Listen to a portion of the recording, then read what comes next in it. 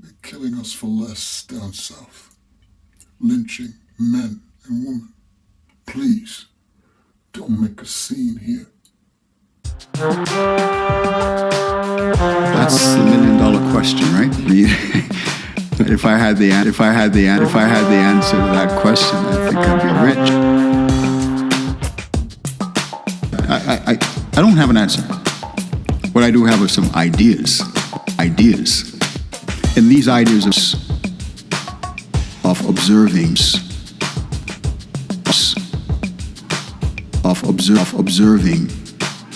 what's called transformational change. I must say that I heard some things when I came in, and I'm still hearing them, which suggests that there's been some continuity in the status quo, and that there's some resistance to transformational change. Organizational change, transformational change, organizational change, transformational change. That's been promised has long yet to be fulfilled. It's like a promissory note that's regularly in default. And that's how it feels. Exclusion, marginalization, and who are never treated with the dignity and respect that they innately deserve. And these are repetitive, and it doesn't seem to be disappearing or abating. It just seems to take different forms. I'm still scratching my head, trying to figure out what's this puzzle about.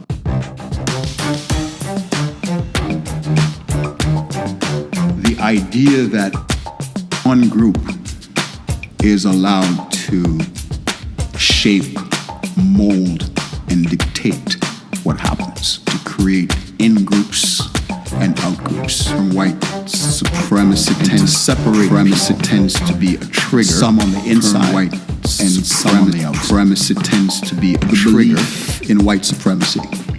Unrecognized, unacknowledged belief that has crippled or efforts to support change, positive change, and to promote equity, justice, and equality. White supremacy tends to be a trigger. White supremacy tends to be nothing for us to be afraid of in terms of talking about. It's something I think it makes sense to recognize as part of our condition. If we're going to fix something, then we need to have the right diagnosis so we can come up with the proper treatment.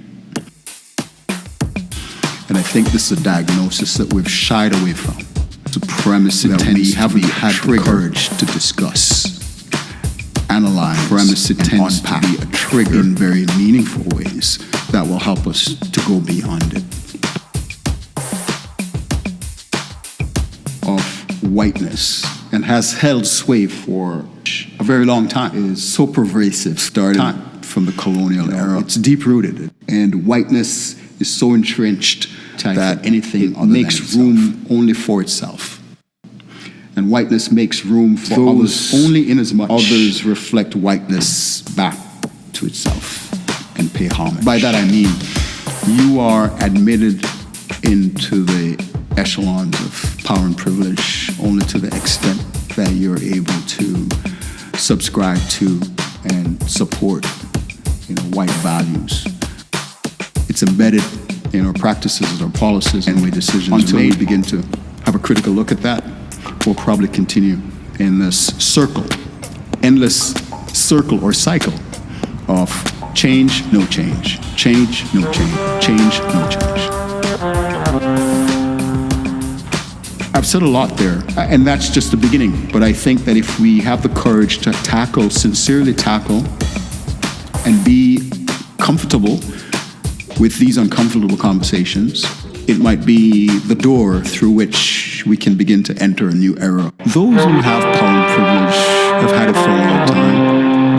they're not quite comfortable in sharing it, giving it up. They're not quite comfortable in seeing others around the table who've been shut out for years suddenly become empowered and have a voice. They feel threatened. It's natural. Threatened when the status quo is about to change because they're not sure what the future holds for them and what their position in it's going to be.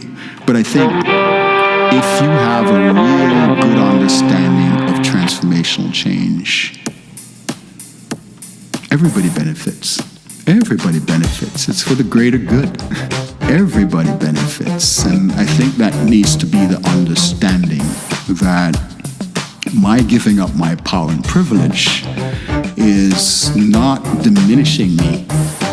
It is actually elevating me, but at the same time elevating others so we can all have a shared common experience. And what's so wrong about that?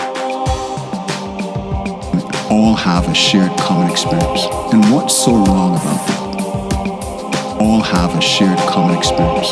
And what's so wrong about that? All have a shared common experience. And what's so wrong about that?